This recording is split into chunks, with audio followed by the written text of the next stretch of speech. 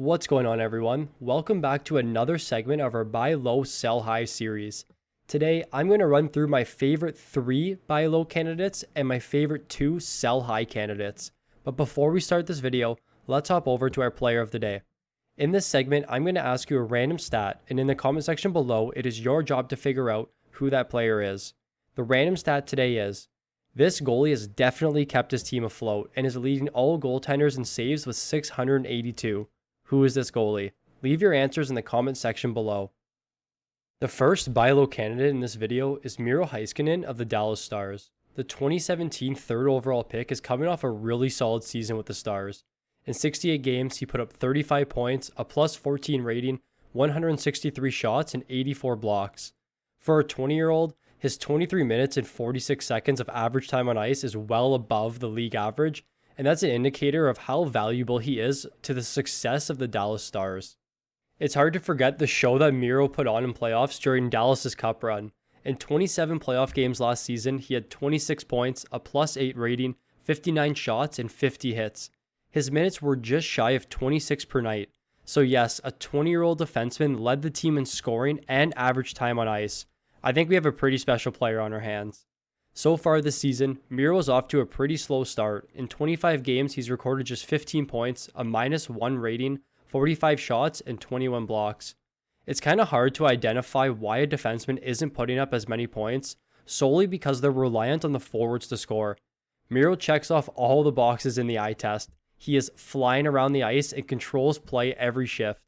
He has recently been moved to the top power play unit, where I do think this will change his point production pretty significantly. His 24 minutes and 37 seconds average time on ice is enough to rank him 14th in the league. The minutes are there, we just need the production to follow suit. Miro was one of the more sought-after defensemen this year after his historic playoff run, and at this point in the season, his value is close to an all-time low. His shot volume and minutes are both up over the last few weeks, and if he can continue on this pace, we can expect to see Miro all over the score sheet moving forward. Up next, we have Larkin of the Detroit Red Wings. Many people can't stomach owning a Red Wings player, and I fully understand why. They have maybe the worst or close to the worst all-around team in hockey, similar to what we saw last season. For fantasy owners, this can be a perfect time to take advantage of the Red Wings' struggles by acquiring their top player. Larkin has had a solid career with the Wings. In 2018, he broke out for 32 goals and 73 points, adding an outstanding 287 shots. Going into last season, expectations were high for Larkin. In 71 games, he scored 19 goals and 53 points and added 223 shots. The shot volume will always be there for Larkin, and for viewers who are in a league that prioritizes shots, Larkin's always good for at least 3 shots or more every game. So far this season, in 26 games, Larkin has just 15 points, a -5 rating, but he has added 88 shots. Larkin is a workhorse for the Red Wings, and he's not subject to injury. In 2018, he missed only 6 games, which is more than any other season of his combined. His 20 minutes and 38 seconds time on ice is enough to place him 9th amongst forwards, but this makes sense given that he's one of the few bright spots on a really bad Detroit team. Now, it seems like Mantha has maybe found his form again, and this is a very positive sign for Larkin. Going back to 2018, when Larkin and Mantha skate together, they have a 55% Corsi for percentage, a 54% scoring chances for percentage, and a 53% high danger chances for percentage. Although the Red Wings are bad and have been bad over the last few years, Larkin and Mantha together have had exceptional numbers. If they can continue to skate together, we can expect both of their seasons to turn around in a very good way. The final buy low player on this list is Gabriel Landeskog of the Colorado Avalanche. I've read a lot of comments regarding the concerns around Landeskog, and to me, this is a perfect signal for a buy low candidate. The 28-year-old is entering his 10th season with the Avalanche and has really had only one down year, which came in 2016. The Avalanche are one of the top teams across the league, and they have a great opportunity this season to make a cup run. Backed by their phenomenal top line, the Landeskog, McKinnon, Rantanen trio has been so good this season. For 5-on-5 stats, McKinnon, Rantanen, and Landeskog are 1, 2, and 3 respectively for on-ice Corsi for percentage, and 1, 2, and 3 for scoring chances for percentage. This line has been outstanding, and you can't disregard the production from Landeskog. In 2018, Landeskog set career highs in goals and points, scoring 34 and 75 respectively. He followed the season up last year with 21 goals and 44 points in 54 games, but he was dealing with some injuries last year. In 25 games this season, Landeskog has 18 points, a +3 rating, 72 shots, and 39 hits. His hits volume is down a little bit this season, but prior to this year, Landeskog has never been below 120 hits in a full season. I do expect his points and plus-minus numbers to come up down the stretch as the Avalanche are now fully healthy and are playing at the level that we saw earlier in the season. Only 27% of the viewers are actually subscribed to the channel, so if you're liking the content so far, take a second right now and click that subscribe button. It helps us out tremendously and keeps us motivated to continue producing high-quality fantasy content. Now, let's continue into the video and get to our sell-high candidates. The first sell-high player is Jeff Petry of the Montreal Canadiens. The 33-year-old is entering his 12th season, and he's on pace this year to crush all of his career highs.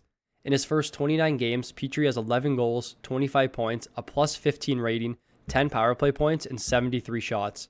Petry is just 2 goals shy of his career high that he set in 2018, where he scored 13 goals in 82 games. His 15.1% shooting percentage this season is more than double his career average, and this is destined to come down significantly as the season progresses. Don't get me wrong, in majority of leagues, Petry's a really solid defenseman. He crushes all the peripheral categories and still provides you with solid point upside. The way I'm looking at this now is, in most leagues, he's ranked as a top 5 defenseman, but he's nowhere near a top 5 defenseman. His career stats don't align at all with his point production this season, and this may be an outlier year, but I can't really see him sustaining this production much longer. Petry's minutes are down just a tad this season to 22:30 from 23:30 the season prior. This isn't really significant enough to fully justify regression, but it does add to his case. One outlier that I did found when analyzing Petry is that quite a bit of his production has come against the Canucks and Senators. In 12 games combined, he has 13 points, a +15 rating, and 40 shots. In the other 17 games against the rest of the division, he has recorded just 12 points, a +3 rating, and 35 shots.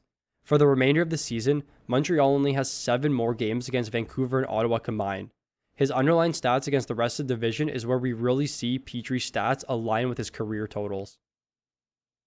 The other sell-high candidate is Nicklas Backstrom of the Washington Capitals. The 33-year-old is entering his 14th season with the Capitals, and he's on pace to break his career high in goals in an 82-game season. To put it into perspective, Backstrom had 12 goals last season in 61 games, and this season he's tied that goal total in just 29 games. Now, Backstrom is not a known goal scorer by any means, and the added goals that we're seeing this season is inflating his stats. His 23% shooting percentage this year is almost double his career average, so we do expect this number to come down as the sample increases. Backstrom is averaging just 1.8 shots a game right now, which is the second lowest total of his career. Aside from putting up assists and power play points, Backstrom doesn't really have that much worth in a lot of fantasy leagues. His block and hit totals are well below 1 per game, and his 44% faceoff percentage is also well below average. Although I do expect Backstrom to continue putting up points, but his production has peaked and is only going to come down from here. If you're looking to move him, ensure that you can identify other players on your roster that can fill the void of losing a high point producing player. That'll do it for our buy low, sell high candidates video. If you enjoyed the video, please leave a like, and if you're new to the channel, please subscribe. If you haven't already, click the link in our description and join our Discord. The Fantasy Puck community is growing and we want all of you to be part of it. Thank you for watching, and I look forward to seeing you all in the next one.